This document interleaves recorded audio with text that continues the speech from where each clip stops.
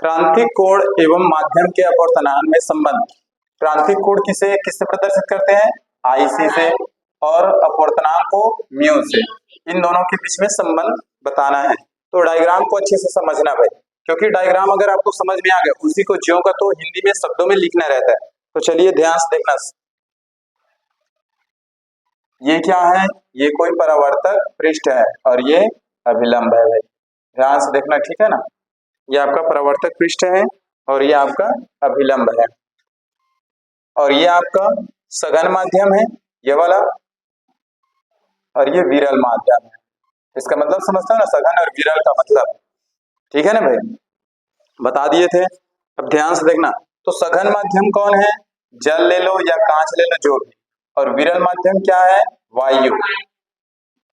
चलो अब ध्यान से देखना इधर। अब प्रकाश किरण क्या होगा सघन माध्यम से जब विरल माध्यम में प्रवेश करेगा? इस तरीके से। ये सघन माध्यम है, ठीक है। तो सघन माध्यम से जब प्रवेश करेगा तो ये क्या है? आपका आपतित किरण, ठीक है ना भाई।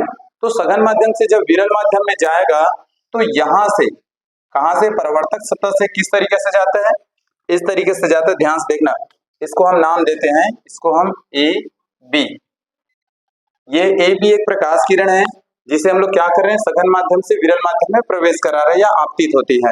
तो ये प्रवेश करती है तो अपवर्तन के पश्चात इस टाइप से, इस डायरेक्शन में ऐसे क्या हो जाती है? अपवर्तित हो जाती है, ठीक है ना भाई। पढ़े हो ना क्रांतिक कोण में। तो ये क्या कहलाती है? इसको हम सी नाम दे देते हैं। तो ये क्या है कि जब कोई प्रकाश किरण ए बी किसी सघन माध्यम पर आपतित होती है तो वो अपवर्तन के पश्चात या अपवर्तित होकर बी सी दिशा में अपवर्तित हो जाती है, चली जाती है, ठीक है ना भाई। तो यहाँ पर जो कोण बनेगा, ये वाला कोण कितना होगा? ये वाला कोण कौन सा कोण होगा? ये कौन सी किरण है? आपतित किरण। तो यहाँ पर बनने वाला कोण क्या होगा? आपतन कोण। और किससे प्रदर्शित करते हैं? आई से, ये, ठीक है ना भाई। और यहाँ पर जो कोण बनेगा वो कितने डिग्री का होगा? 90। और ये कोण कौन सा होगा? आर, अपवर्तन कोण, क्योंकि ये अपवर्तित किरण है। तो ये कितना होगा? 90 डिग्री के बराबर होगा। आया समझ में? क्लियर है ना भाई। अब ध्यान से देखना आ गया। अब इसी को हमको पूरा पहले लिखना है, ठीक है। डायग्राम समझ में आ गया ना। हमको किसके किसके बीच में संबंध बताना है? क्रांतिक कोण। तो ये जो आपका क्या है? आपतन कोण है। यही आपके क्रांतिक कोण से मान से बड़ा होता है, लेकिन एक कंडीशन में आपका बराबर भी होता है। इसमें प्रकाश का पूर्ण आंतरिक परावर्तन पढ़े हो ना कल।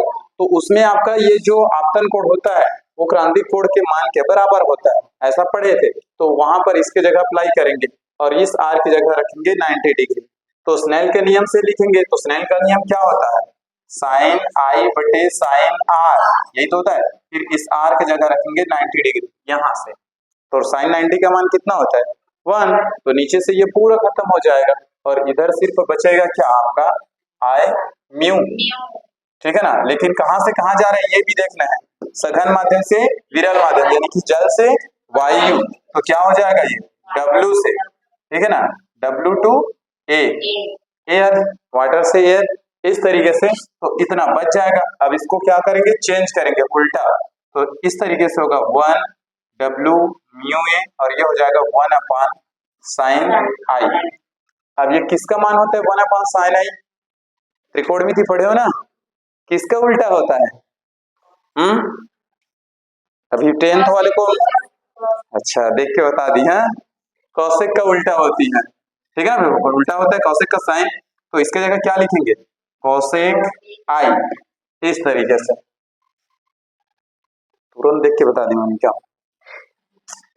चलो अब ध्यान से देखना, इसको लिखेंगे भाई। छोटा सा है इनके बीच में संबंध, तो चलो ध्यान से देखना। चलिए लिखे अब। तो लिखेंगे जब प्रकाश किरण, साथ में लिखते भी जाना भाई। हाँ, डायग्राम तो समझ में आ गया ना। जब प्रकाश किरण ए बी बिंदु बी पर आपतित होती है, देख लो भाई, साथ में देखते भी जाना।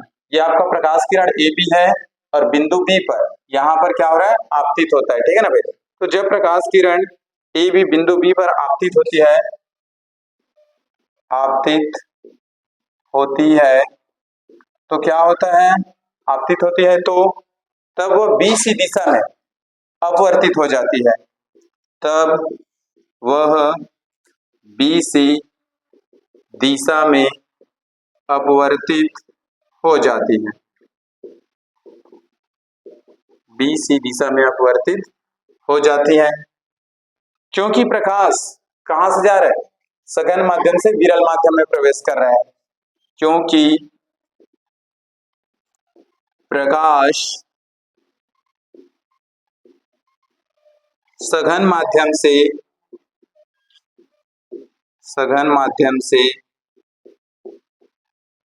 विरल माध्यम में प्रवेश करती है, दिख रहा है ना, सघन माध्यम से विरल माध्यम में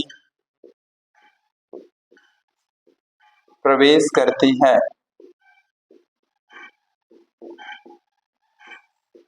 अतः स्नेल के नियम से, अब ध्यान से देखना पड़ेगा,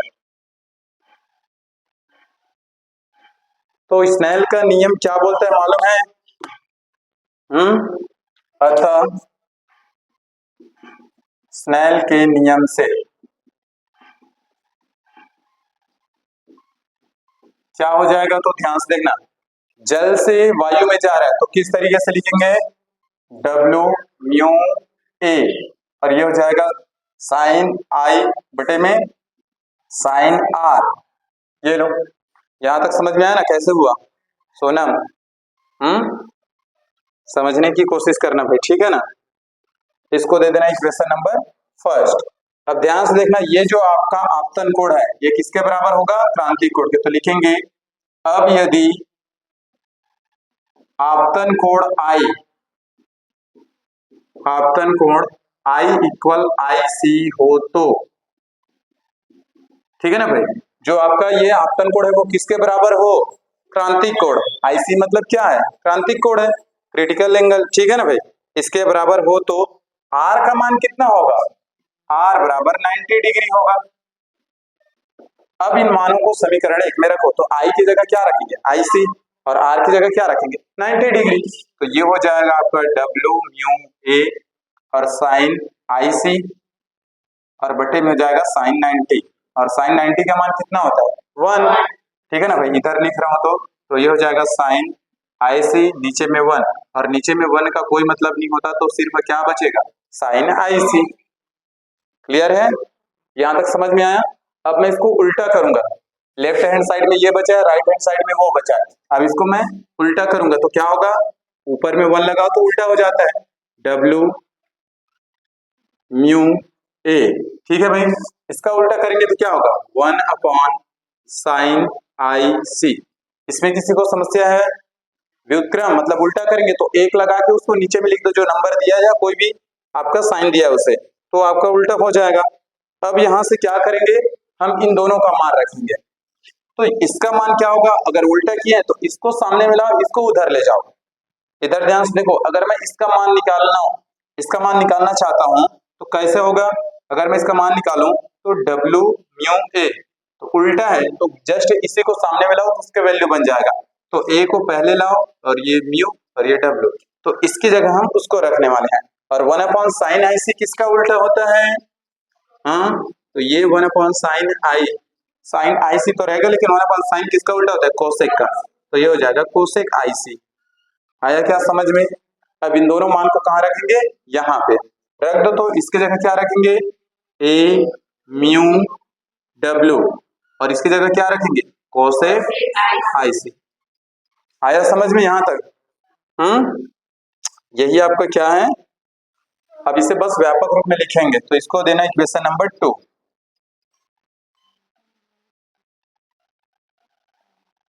कैसे, नहीं आ रहा है समझ में? डायग्राम मिटा दूं, इधर थोड़ा सा एक लाइन और बचा है, इसी को व्यापक रूप में बस लिखना है। ध्यान से देखना, तो लिखेंगे समीकरण 2 को व्यापक रूप में निम्न प्रकार से लिखा जा सकता है करके, समीकरण 2 को व्यापक रूप में निम्न प्रकार से लिखा जा सकता है।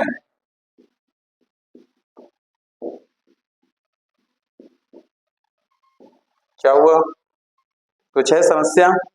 नहीं है ना? हाँ तो पूछ सकते हो भाई। तो व्यापक रूप में कैसे लिखेंगे? तो इस तरीके से लिखेंगे, म्यू बराबर कोसेक फाई से, इस तरीके से। ये लो, ये आपका निकल के आ गया क्रांतिक कोण एवं माध्यम के अपवर्तनांक में संबंध। ये है आपका माध्यम का अपवर्तनांक, यह है आपका क्रांतिक कोण। समझ में आया ना? तो ये निकल के आ गया, बस इतना करना था। और यही आपका क्रांतिक कोण एवं माध्यम के अपवर्तनांक के बीच संबंध है, ये निकल गया अपने। चाहो तो नीचे लिख भी सकते हो, यही क्रांतिक कोण आईसी एवं माध्यम के अपवर्तनांक म्यू के बीच संबंध है, अभिष्ट संबंध का व्यंजक है करके। अब जिसको समझ में नहीं आया वो पूछ सकते हो भाई।